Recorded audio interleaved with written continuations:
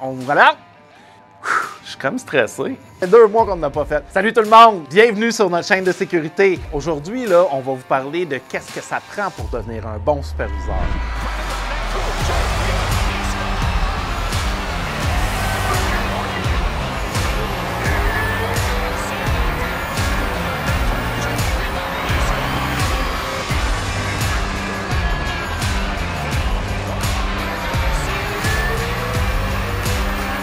Aujourd'hui, on va essayer de vous parler de qu'est-ce que c'est un bon superviseur. Puis, vous allez voir que vous avez peut-être les qualités pour en devenir un. Qu'est-ce que ça va vous prendre pour devenir superviseur? S'il y a des qualités en vous qui vont faire en sorte que vous allez vous retrouver dans ma chaise à moi. Vous savez, moi, je suis pas immortel, hein? Ça va prendre quelqu'un pour me remplacer à un moment donné. Donc, quand vous entrez sur un contrat, souvent, vous allez vérifier la personne qui est en position de supervision, puis vous allez vous dire « Ah yes! Je travaille avec Simon Séguin.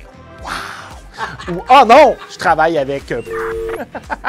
Non, dans le fond, tous les superviseurs sont exceptionnels. Il y a certaines personnes de l'équipe avec qui vous allez avoir de meilleures affinités. C'est normal, puis c'est correct. Mais dans le fond, là, ce que je veux amener comme sujet aujourd'hui, c'est vraiment les qualités qui vont faire en sorte que une certaine personne va pouvoir avoir la possibilité de devenir superviseur. Évidemment, dans ce processus-là, il va y avoir du développement à faire. Hein. Il y a une question d'expérience en arrière de tout ça. Puis je pense que l'expérience pour la supervision, c'est une des clés majeures.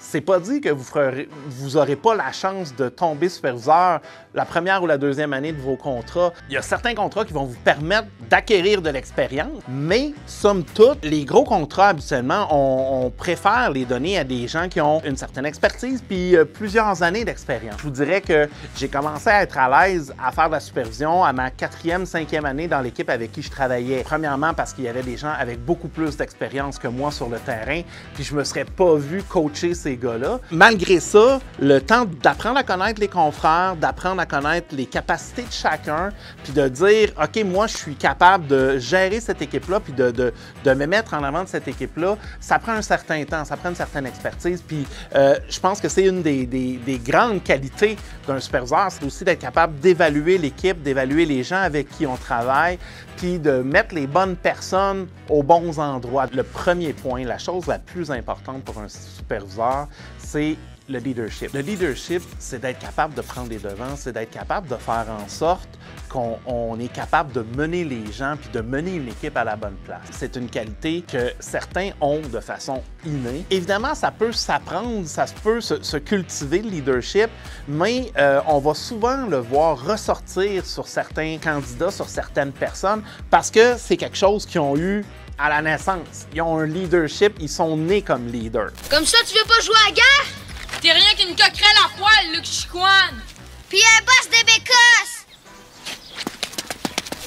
Ouais, c'est exactement ça. Hein? Des fois, on le voit dans le cours d'école, il y en a un qui mène la gang plus que les autres. Ben, c'est souvent ce gars-là qui va se retrouver dans une équipe à gérer le restant de l'équipe. C'est certain que quand on vous regarde évoluer sur le terrain, quand on vous regarde travailler, ben, les superviseurs puis les patrouilleurs, on a toujours un petit peu l'œil ouvert à savoir le prochain contrat, là, est-ce qu'il y en a un dans le lot qui ressortirait assez pour être capable de dire lui, je pourrais le mettre en chef d'une équipe de patrouille. Nous démontrer votre leadership, c'est extrêmement important parce que c'est ça qui va vous amener à avancer, puis c'est ça qui va faire en sorte que vous allez pouvoir vous diriger vers des contrats en supervision. De démontrer à votre équipe que vous avez un souci du travail bien fait, que vous prenez les devants dans les tâches qu'on vous a donné à faire, bien ça, c'est extrêmement important. Puis vous allez voir, on a assez l'œil ouvert pour être capable de le remarquer rapidement. De voir qu'on a un de nos collègues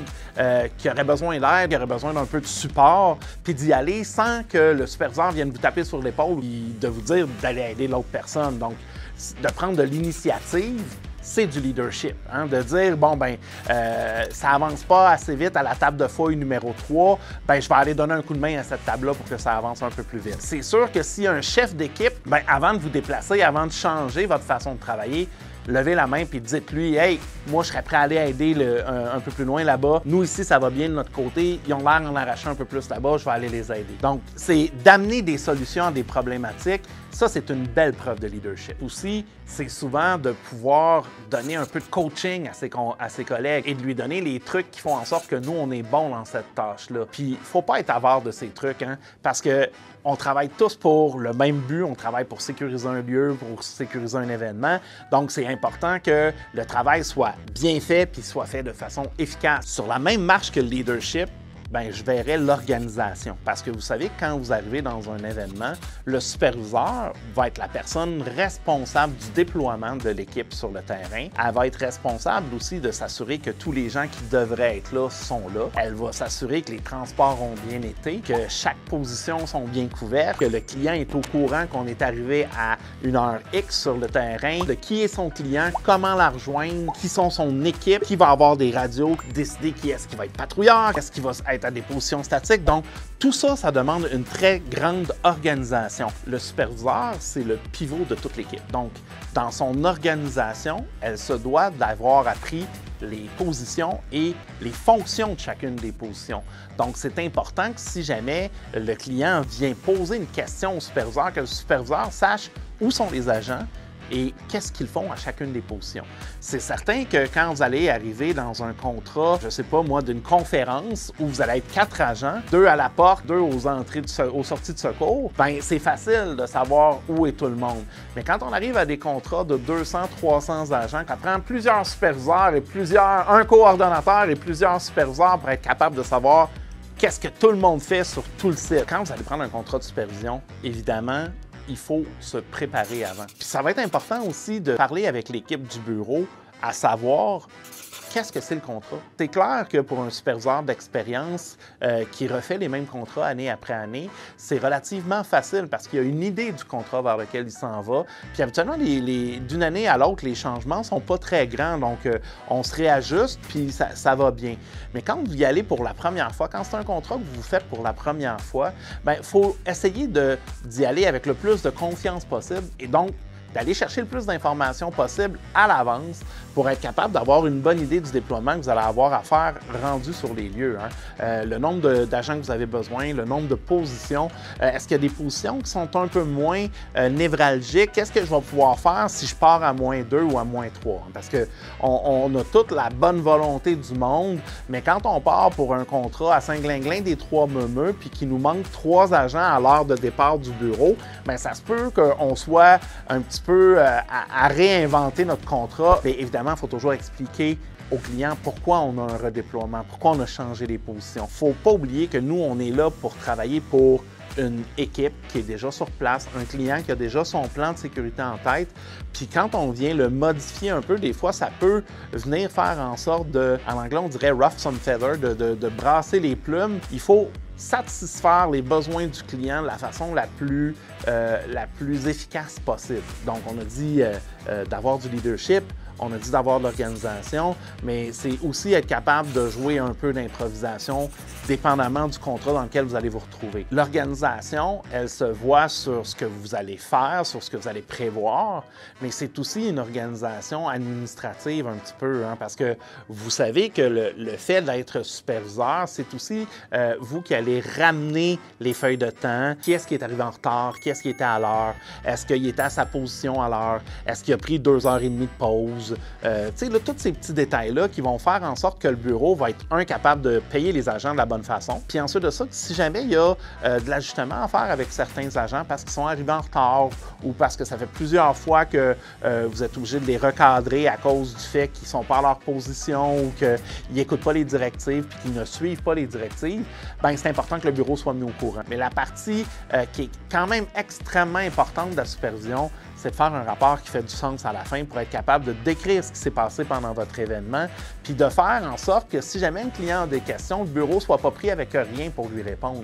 D'être capable de dire, il y a eu tel événement, on l'a réglé de telle façon, il s'est passé telle chose à telle heure, on a fait telle action, bien, si jamais le client revient 1 an après puis il dit, ouais, ça a été mal l'année passée, puis ton superviseur a fait telle chose, on n'a pas aimé ça, bien, si le bureau a un rapport, puis de façon détaillée, tout est écrit, ce qui s'est passé au courant de l'événement, bien, ils sont capables de revenir au client et de dire, bien, notre superviseur, il s'est passé telle chose, il a fait telle action, il a envoyé tel patrouilleur, puis on a réglé la situation. Les contrats font pas tout le temps en sorte qu'on a le temps de s'asseoir puis d'écrire, mais aujourd'hui, avec les téléphones cellulaires, on peut se prendre une note rapidement, s'asseoir à la fin du contrat puis réécrire notre rapport. Puis d'avoir cette organisation administrative-là, Pas que c'est obligatoire, hein, parce qu'il y a des petits événements où il n'y aura pas de gros rapport de fait, mais si vous arrivez organisé puis vous remettez une belle feuille de rapport au bureau quand vous revenez de travailler, bien, je suis pas mal certain qu'ils vont être beaucoup plus heureux de vous redonner un contrat de supervision la prochaine fois parce que vous allez avoir donné des outils nécessaires pour qu'ils soient capables de, eux, faire leur travail. Le rapport va aussi servir au client à améliorer son événement. Hein, parce que si vous avez trouvé une faille dans la sécurité de l'événement puis que vous avez été capable de la colmater cette fois-là, mais que vous aimeriez l'année prochaine avoir un autre agent de plus pour être capable que l'événement ne se reproduise plus, bien nous, ça nous donne du poids au bureau pour être capable de dire au client, vous aviez demandé 22 agents, l'année prochaine, ça va vous en prendre 25. Le client, c'est une plus-value pour lui, puis c'est quelque chose qui va faire en sorte qu'il va avoir confiance en vous. L'autre chose aussi, c'est que pensez que votre rapport est souvent votre carte de visite. C'est ce qui fait en sorte que le client va se rappeler de vous puis qui va dire « Hey, l'année prochaine, là, moi, j'ai travaillé avec Luc, puis c'est Luc que je veux revoir. » Donc, c'est extrêmement important de lui laisser une trace indélébile. Une autre des très grandes qualités qui est importante à avoir comme superviseur, c'est l'écoute. Évidemment, quand on est responsable d'une équipe, quand il y a des gens avec qui on travaille, d'être capable d'écouter ce qu'ils ont à nous dire puis d'être capable de réagir à cette écoute-là va être très, très important. C'est souvent ce qui va faire la différence entre un superviseur de qualité et un superviseur moyen, c'est la réponse à cette écoute-là. Hein? Donc, il y a un des agents qui vient vous voir et qui vous dit qu'il y a une problématique. Si vous envoyez des gens pour régler cette problématique-là rapidement, bien, l'agent va se sentir écouté puis il va sentir que sa voix vaut quelque chose. Les premiers temps comme agent de sécurité, c'est des temps qui sont un peu plus rough, c'est des temps qui sont un peu plus... c'est pas les meilleurs postes qu'on a, mais justement, des fois, juste de se faire écouter puis de se faire donner une petite tape sur l'épaule, bien, ça fait en sorte qu'on apprécie notre journée puis qu'on veut revenir le lendemain. Hein?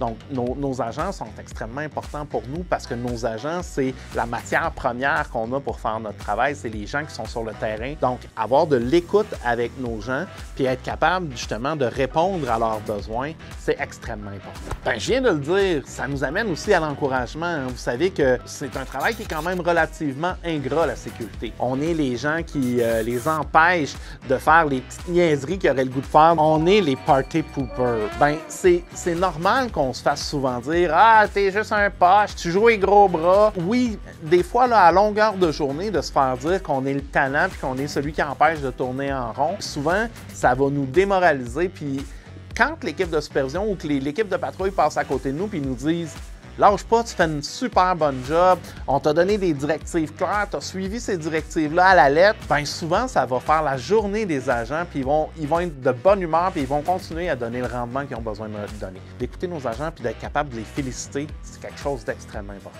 Une grande qualité à avoir comme superviseur, c'est le courage. Puis là, je dis pas le courage de rentrer dans une foule de 250 fêtards, d'arracher sa chemise, puis d'essayer de mettre tout le monde à terre. C'est pas ce courage-là que je parle. Le courage, c'est de faire son travail avec intégrité, c'est de faire son travail avec dévotion, puis c'est de faire le travail avec les gens avec qui on a à travailler. Vous savez que l'équipe, elle a une multitude de facettes. Vous allez vous retrouver avec des gens plus jeunes que vous allez vous retrouver avec des gens plus vieux que vous, mais si vous avez été mis comme superviseur, c'est qu'on a décidé que vous aviez les reins assez solides pour vous trouver à ce poste-là. J'ai travaillé avec des gens qui ont beaucoup plus d'expérience que moi. Ça a été long avant que je me bâtisse la carapace nécessaire pour être capable de dire à des gars de 25-30 ans d'expérience, c'est pas ça que je veux de toi, j'aimerais mieux que tu fasses ça. Quand on parle de courage, c'est ça. D'être capable de dire à quelqu'un, ce que j'attends de toi, c'est ça. Puis vous allez vous retrouver peut-être à me superviser moi. Ça arrive des jours où je suis sur un contrat comme agent de sécurité, comme vous. L'année passée, je me suis retrouvé dans un contrat. C'était un plus jeune que moi.